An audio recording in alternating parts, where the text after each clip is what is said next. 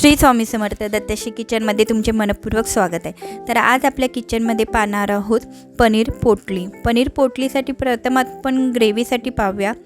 पॅनमध्ये थोडंसं तेल टाकून 4 ते 5 काळी मिरी, 2 मोठी वेलची आणि 2 काश्मीरी मिरची घेतलेले आहे आणि 3 दालचिनीचे तुकडे घेतलेले 1 इंचाचे। आता ते परतून घ्यायचे आहे। त्याच्यानंतर कांदा टाकायचा आहे। कांदा इथे मी 2 कांदे वापरलेले आहेत मीडियम साईजचे, ते टाकून थोडं परतून घ्यायचे आहे। नंतर त्यामध्ये टोमॅटो टाकायचा आहे। टोमॅटो 3 छोटे वापरलेले आहेत।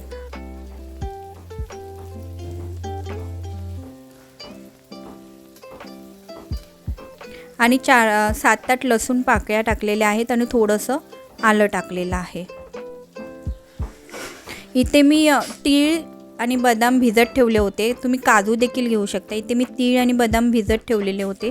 1.5 टेबलस्पून तीळ आणि 10 ते 12 बदाम ठेवलेले होते भिजत, ते यामध्ये टाकलेले आहेत। तुम्ही काजूची देखील पेस्ट वापरू शकता।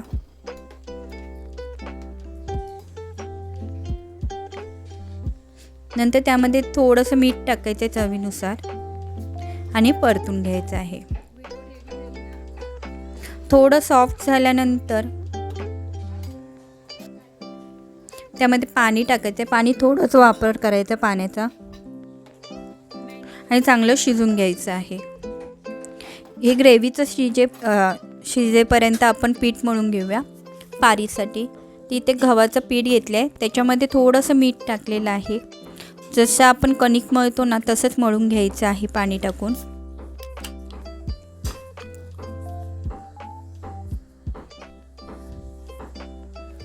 पाणी टाकून छान मळून घ्यायचं आहे। थोडंसं तेल टाकून चांगला मसाज देऊन पीठ पोळीसाठी आपण जसं मळतो तसंच वापरणार आहोत। ते पीठ मळून झालेलं आहे आणि थोडा वेळ झाकून ठेवायचं आहे। इथे ग्रेव्हीचं देखील झालेलं आहे, पाणी पूर्ण सुकलं आहे, कांदानी शिजला आहे, सॉफ्ट झाला आहे। हे पूर्ण थंड करून घ्यायचं आहे। पनीर घ्यायचं आहे। पनीर इथे मी 1/2 किलो पनीर वापरलेला आहे, तो किसून घ्यायचा आहे। तिथे पनीर किसून झालेला आहे। चवीनुसार मीठ टाकायचं आहे। 1/2 टीस्पून काळी मिरपूड टाकलेली आहे आणि 1/4 कप बारीक चिरलेली कोथिंबीर टाकायची आहे। आता हे सर्व साहित्य मिक्स करायचं आहे। तर इथे आपलं स्टफिंग रेडी आहे। हे साईडला ठेवूया। जे आपण ग्रेव्हीसाठी कांदा टोमॅटो भाजला होता ना, तो वाटून घ्यायचा आहे आपल्याला। तुम्ही कोथिंबीरच्या दांड्या देखील टाकू शकता। तर एकदम बारीक वाटून घ्यायचं आहे। इथे तेल न लावता पारी करून घ्यायची आहे। तुम्ही लाटून घ्या। इथे मी प्रेस करून घेतलेली आहे। जास्त पातळ आणि जास्त जाड करायची नाही आहे। आणि मोदकाची जशी आपण पारी करतो तशी करून त्यामध्ये सारण भरून अशा प्रकारे पोटलीचा आकार द्यायचा आहे।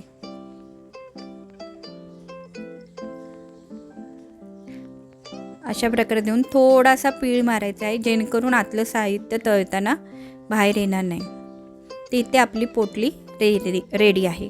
अशा प्रकारे मी बाकीच्या देखील करून घेणार आहे।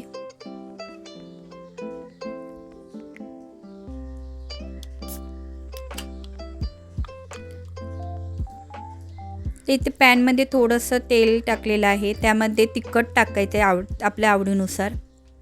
मी ते 1 टीस्पून थोडंसं धना जिरा पावडर टाकलेली आहे। गरम मसाला टाकायचा 1/2 टीस्पून, किचन किंग मसाला 1/2 टीस्पून टाकायचा आहे। आणि थोडं तापल्यानंतर त्यामध्ये आपण वाटलेली ग्रेव्ही टाकायची आहे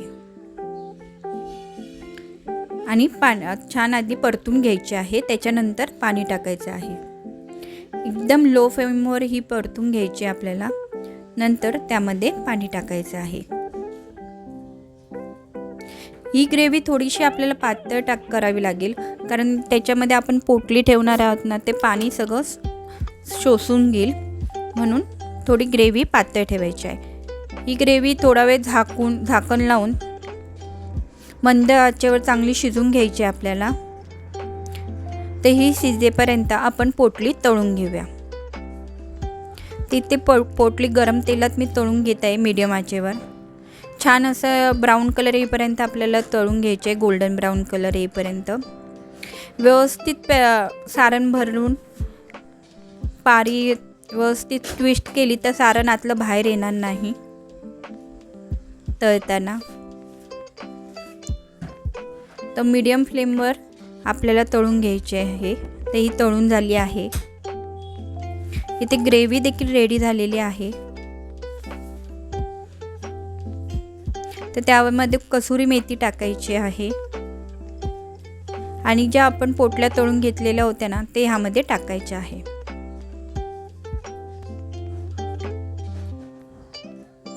ग्रेव्ही थोडी पातळ ठेवा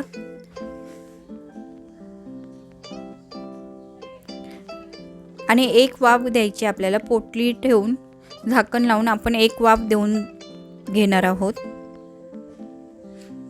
तर झाकण लावून एक वाफ देऊन घ्यायची आहे आपल्याला. ते रेडी झाली आहे. वरतून कोथिंबीर टाकायची आहे. तर अशा प्रकारे पनीर पोटली तयार झाली आहे. नक्की रेसिपी ट्राय करा. आवडली असेल नक्की शेअर करा आणि सबस्क्राईब करा.